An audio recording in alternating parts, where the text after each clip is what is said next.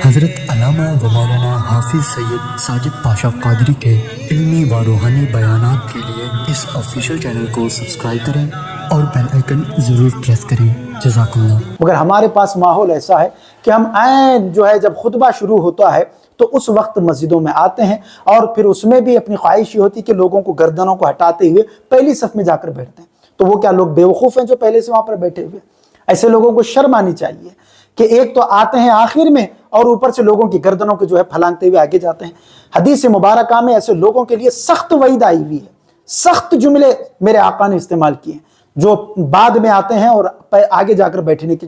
کوشش کرتے ہیں۔ یاد رکھیں ایسے لوگوں کے لیے بہت سخت معاملہ ہے حدیث مبارکہ میں۔ حدیث مبارکہ میں میرے آقا دو عالم صلی اللہ تعالی علیہ وسلم پہلے آنے والوں کے لیے بشارت سناتے ہیں، جیسا کہ حدیث مبارکہ میں جو سب سے پہلے مسجد میں آنے والے ہیں جمعہ کے دن، ان کے لیے کیا بشارت میرے آقا نے بتائی ہے، اگر آپ سن لیں گے تو انشاءاللہ تبارک و تعالی آپ کی بھی یہ خواہش ہوگی کہ آپ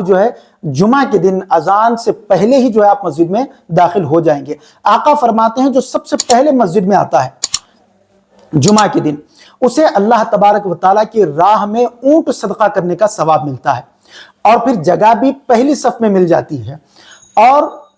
جو آخر میں آتا ہے یعنی جو اس کے بعد آتا ہے اسے انڈا صدقہ کرنے کا ثواب ملتا ہے، یہ سب سے آخر میں آنے والے کے لیے۔ اس کے بعد جو آتا ہے اونٹ صدقہ کرنے کا ثواب ملتا ہے، اس کے بعد جو آتا ہے اسے گائے صدقہ کرنے کا ثواب ملتا ہے، اس کے بعد جو آتا ہے اسے دمبے کا ثواب ملتا ہے۔ اس طریقے سے طویل حدیث مبارکہ ہے کہ آخر میں آنے والے کے لیے انڈا صدقہ کرنے والے کا اسے انڈا صدقہ کرنے کا ثواب ملتا ہے۔ تو اب آپ کیا چاہتے ہیں؟ کیا اونٹ صدقہ کرنے کا ثواب لینا چاہتے ہیں یا انڈا صدقہ کرنے کا ثواب لینا چاہتے ہیں؟ تو ہماری خواہش تو یہی ہوتی ہے کہ ہم اونٹ صدقہ کرنے کا ثواب لیں۔ اب ان لوگوں کے لیے کہ جو لوگ گردنیں پھلانگ کر آگے جانے والے ہیں، ان کے لیے کیا وعید آئی ہوئی ہے اس کو سماعت کر لیں۔ حضور صدر الشریعہ حضرت علامہ امجد علی اعظمی رحمۃ اللہ علیہ صاحب بہار شریعت حصہ 4 صفحہ نمبر 761 پر تحریر فرماتے ہیں، یہ حدیث مبارکہ ترمذی میں بھی ہے اور ابن ماجہ میں بھی ہے، سیاہ ستہ کی حدیث مبارکہ ہے۔ اس نے جمعہ کے دن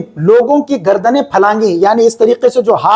ہاتھوں سے لوگوں کی گردنوں کو ہٹا کر آگے جانے والے ہیں، جس نے جمعہ کے دن لوگوں کی گردنیں پھلانگی اس نے جہنم کی طرف پل بنایا، یعنی وہ جہنم میں جانے کے لیے پل بنا رہا ہے جو لوگوں کی گردنوں کو پھلانگ کر آگے جانے والا ہے۔ اتنی سخت وعید رسول اللہ صلی اللہ علیہ وسلم نے فرمائی۔ اور ایک روایت میں آتا ہے احمد اور ابو داؤد اور نسائی یہ کتابوں میں کہ حضرت عبداللہ بن بصر رضی اللہ تعالیٰ عنہ سے روایت ہے کہ ایک شخص لوگوں کی گردنیں پھلانگتے ہوئے آیا اور رسول اللہ صلی اللہ تعالیٰ علیہ وسلم خطبہ ارشاد فرما رہے تھے۔ آپ نے ارشاد فرمایا، اے شخص بیٹھ جا، تو نے ایذا پہنچائی ہے، یعنی تو نے تکلیف پہنچائی ہے، وہیں پر بیٹھ جا۔ تو جب آپ آخر میں آنے والے ہیں، جب آپ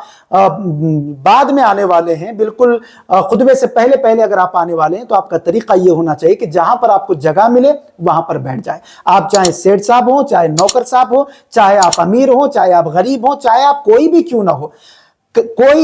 نہ ہو، چاہے اگر آپ مسجد کے صدر ہوں، مسجد کے سیکریٹری ہوں، یا مسجد کے آپ کوئی ٹرسٹی ہوں، یہ بھی بات یاد رکھ لیں، چونکہ آج